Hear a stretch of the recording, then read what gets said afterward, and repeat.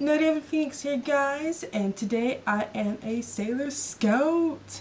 And it is very appropriate for what I'm about to say, because yes, I'm not wearing the normal long hair. It is very appropriate. I told you guys I promised a cosplay video, and I am here to deliver. Today, if anybody can recognize who this is, I will be very, very happy. I'm not going to tell you, but if you know, based on the outfit, who I am, and if I can find my earring, you are awesome. But anyways, today's topic is going to be about cosplaying on a budget, something I know about so well, because college is kicking my butt when it comes to finances. Anyways, and since there are a lot of summers coming around, like I mentioned last video, there are a lot of cons coming around, a lot of people are trying to scrambling for ideas, so I felt the need to give you some advice on how to cosplay on a budget. Yay! Alright, advice number one. If you have any previous cosplays, recycle, reuse, repeat. It's going to be your best friend. For example, if you have a wig that is, say, common anime color hair, white or green or black, keep it and reuse it for other characters who you like who have the same wig color. That way you don't have to go out and buy a new wig every time you want to cosplay somebody else. You already have a wig at home and you can just reuse it over and over and over again. Just make sure you keep it clean and detangle it. Something I'm still trying to figure out long wigs because they are a pain. Just make sure you do those things, or it doesn't have to work with wigs. It can be if you have an outfit, say you have a robe, and one convention you are a wizard, the next convention you are a Sith Lord, or whatever, or Jedi, or whatever. Just like recycle and reuse is gonna be your best friend. Trust me. Secondly, if you want to make your own cosplay, but you don't know how to do it, this website called DIY, and it basically stands for do it yourself, and it'll show you the basics of getting cosplays done. They won't look exactly like the character, but it's a good start, and you can get the basics of the character out of the way. Like you can go to the thrift store and buy a shirt for certain characters. Like for Steven Universe, he's a red shirt with a gold star. So I've seen some people just get a red shirt and like they'll paint a star on it or spray paint it or sew it on there or whatever. It makes it a lot easier than having to go online and buy an actual shirt. It's much easier that way. And thrift shops, oh my goodness. Thrift shops are your best friend. I had boots that came up all the way here. I'm not wearing them because I'm not using them. That came up there and they were about 20 bucks. 20 bucks at a thrift store. They were in good condition. The heel didn't break. They actually fit properly. I didn't have to worry about breaking anything. I didn't have to worry about repairing anything. It all worked perfectly. So, I mean, thrift stores are really good, especially if, they're really cheap, and if you go to a flea market as well, you can always bargain for a price. You don't have to just pay what they say. You can always, back and forth and make some sort of deal in general, most places, and you can, I can't think right now. You can generally get it for cheaper than what they're actually offering. So it helps you out. And speaking of tutorials I mentioned earlier, there are some tutorial websites, like I said, that will actually show you how to make things cheaper. Like I found a lot of YouTube videos that talk about how to make props, like of weapons. Instead of using Warbler, you can use craft foam or EVA foam, things you can find at Walmart that are really, really cheap. You can buy like 20 of them for like 10 bucks. And you can also use cardboard too. Cardboard boxes, you can get them literally anywhere. So instead of having to buy the expensive Warbler or what's the other name? I can't think of the name of the other one, but the other one is it's thermoplastic. I can't think of the other one name. It's popular too.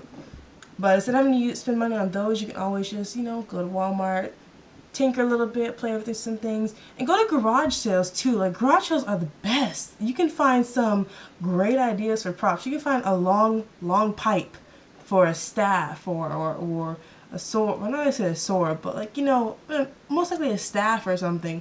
Or you can find a shirt that you could use, or if you're lucky, you can even find a wig. Just make sure you clean it afterwards, because Not saying all people who have wigs or selling them are dirty, just to be on the safe side, it will be on your head. You do not want lice or anything else that's in there. Just saying. So I mean, cosplaying on a budget is where your creativity really shines, because you have to think outside the box. You can't just use the standard expensive stuff, especially if your money's tight, you're going through something, you haven't made your tax returns yet, your paycheck is taking forever, you just got a new job or whatever. You can't always buy the newest things, you know. And if you need the basics, you can go to Amazon, you can go to Wish, you can go to AliExpress, I think's the name of it. They have some really good cosplays that are cheap, but I mean, Amazon and Wish do have the basics. They break it down for you, and you can just like buy things here and there. Like for Amazon, there's a cosplay I'm working on. It's for Catwoman. It's a bodysuit. I found a black bodysuit for her. I already have the boots and the whip, oddly enough, but I don't have the cowl. So that's gonna be fun to make, because no one makes them. Well, some people make them, but they're like $800. I don't have that kind of money, so I'm just gonna learn how to make it. It's where your creativity can shine the most, honestly. And last but not least, if you can't do any of these things in time for the convention, just do what I do and make an alternative version of that character. Just do it that way. I mean, Pluto, the character I'm cosplaying as right now, doesn't have dreadlocks or black hair. She has long green hair. I'm not doing it right now.